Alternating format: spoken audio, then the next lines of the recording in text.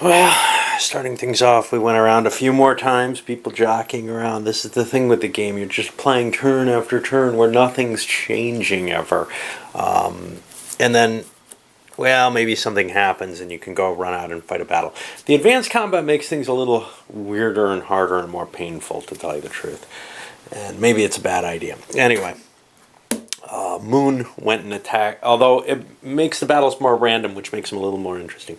Moon went and attacked that space, which included Suffolk, Clifford, Lancaster, and Scrope. Vacillating nobles, oh no, not Suffolk, these three. Vacillating nobles stripped a couple away, but Scrope was still able to win and defeat every single one of his enemies eventually.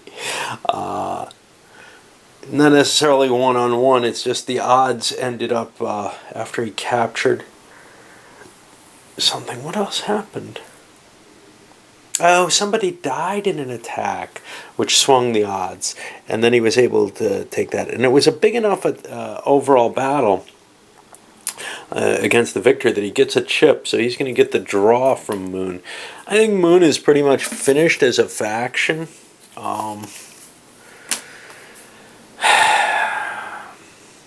You know, the thing that's sitting here is, yes, they can keep playing, and if you were sitting at a table playing as one of these guys, you probably would not bail, because you'd be saying, it's got to end soon, doesn't it?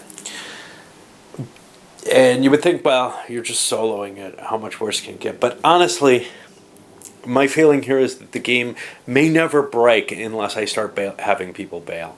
So I think what I'm going to do is I'm going to have him throw his hand in as well and simply bail out of the game. To me, it's really the only answer is to have players quit, because the balance of power in this game with any decent number of players, it tends to just maintain itself. And I'm not even using all the levers here, you know? Things like the alliances are almost not being used.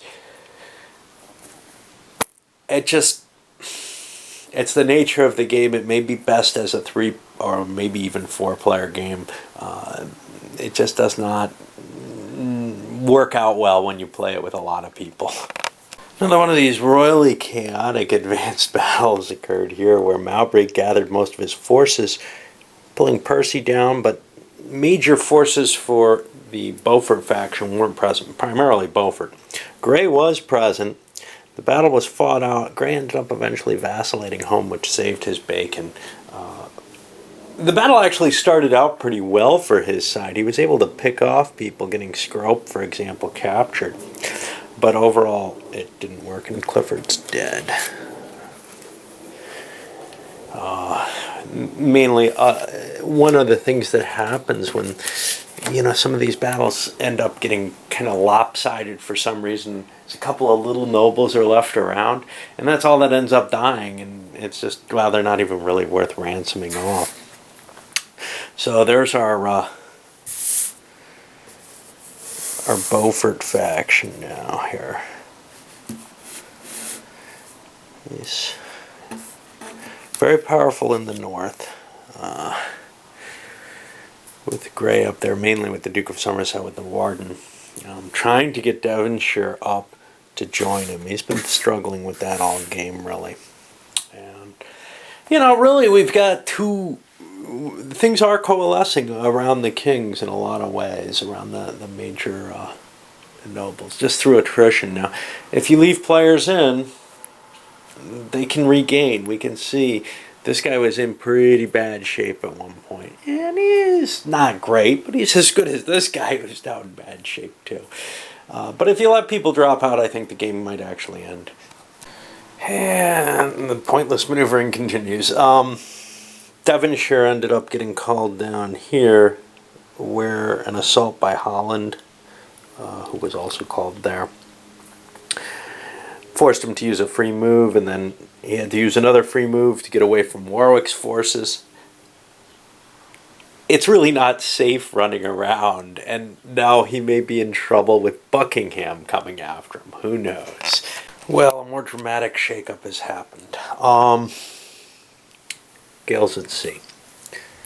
Holland, one of the major Yorkist lords, was on his navy, 3 ships, 500 strength points of ship. Nobody could sink that thing. And the Gales at Sea came up. He's dead. We're down to just Berkeley and the King. And there's a lot of force that's been charging over to him. He got an embassy that threw him into kind of an ugly location anyway, where maybe the Navy was the only thing that was going to get him out of an ugly fight. But he's got a stack of cards. Another option, of course, would be calling a parliament and getting his troops together and getting to go home. Right now, things don't look too good, though. Parliament doesn't seem like a great option for his case because he just doesn't have the nobles now to really fill out his position, and he isn't in that strong situation militarily where he can defend where he is. But it maybe his only escape. So that's what we're kind of looking at here as the wolves gather in. Hey, we're going to have a parliament now. Thank you all for heading this way. Well, there's a big pack of riches to hand out, and since everybody showed up, it's all available. Scoring, well, the king has a lot of votes. He's 1 point away from a majority in Commons. He needs just any other player can give them that.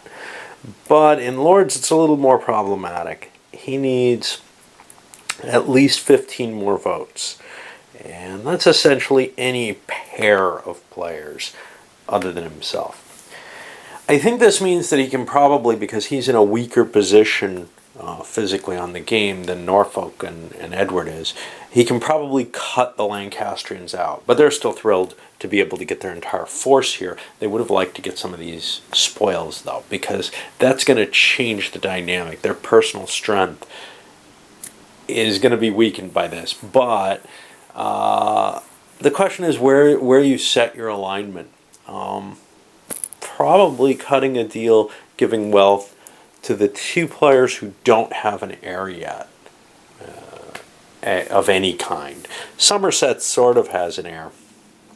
Seems the most valuable because at least you can make the argument, look, the game, we got to keep Somerset from being powerful because he will prevent the game from ending at the very worst. Even if, one of us comes out ahead or Norfolk comes out ahead or whatever, well, not if Norfolk does, but if one of us comes out ahead, if somebody gets Richard and wins, or if I get to win with his father, either way, it's going to be tougher as long as Somerset's there. We got enough problems with Norfolk.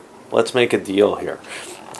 They may also come to a military agreement, which will force the Lancastrians to scatter if they catch wind of it before the Parliament's over. Otherwise, they probably can stand up to any force that's brought to bear with them. The problem with the military alliance is, who do you make the leader? You cannot make him the leader because he will kill the royal heir. And if you give it to somebody else, well, that's probably at this point far preferable to the Yorkists to see the heir fall into one of these weaker hands that's more in line with themselves, even if they boost that person up. All right, well, it's time to make some deals. Okay, a quick agreement has come to, and divvied up somewhat fairly, actually. They only got 1 title, whereas each of the other 2 players got 2 titles. But they got 2 jobs, 3 jobs down here. The Archbishop of Canterbury they took, which they really wanted. They also took the plum jobs, the Constable of the Tower, very, very powerful, and the Marshal for the Plantagenet, who it doesn't matter as much if he gets bopped around. We want to give him a job. But it does mean that a strong positional, a strong amount of their force is going to be run around a good deal.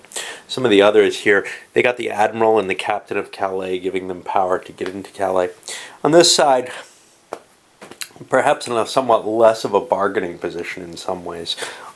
The Sun, not terribly bad compared to the Boar, actually outranks them overall, but because of their stronger leaders, etc., the feeling was, look, you're going to get a little less. And they were willing to accept that because they're now up there in the powers. Really, in a lot of ways, the weakest power coming out of this is the Yorkists' main supporters here.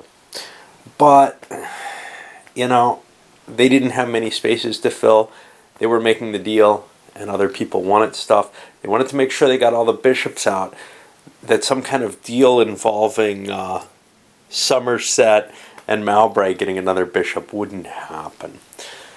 There is still the possibility, though, of crowning Edward. It's just going to take 2 other players to agree to do it because of not handing the Archbishop out. All right, well, we'll finish up with sending people home. Everybody's stuck together, actually. And now the beginnings of a deal are starting to be formed. First of all, there's the, let's all finish Mowbray off, if he's going to stick around. But very quickly, Somerset's realizing, this is not a good deal for me. I was cut out of the deal, and I'm going to move with Mowbray if he agrees, in order to protect me. And at that point, it makes the combination that could move after Mowbray somewhat less potent. But I think we're going to see one grand Yorkist versus Lancastrian battle, and I never see this, but what it comes down to is, hey, these players are just as tired as I am, right? So I think it is going to all devolve into one grand battle, and then we're going to see how the winners break up out of this. But Somerset is at least leaning towards supporting Mowbray here, and that's forcing us all to move with the Yorkist side. So what we're going to do to mark that people are passing their turn for the other players, we're going to give him a little alliance check. He's going to pass his turn in order to move with him and ally with him.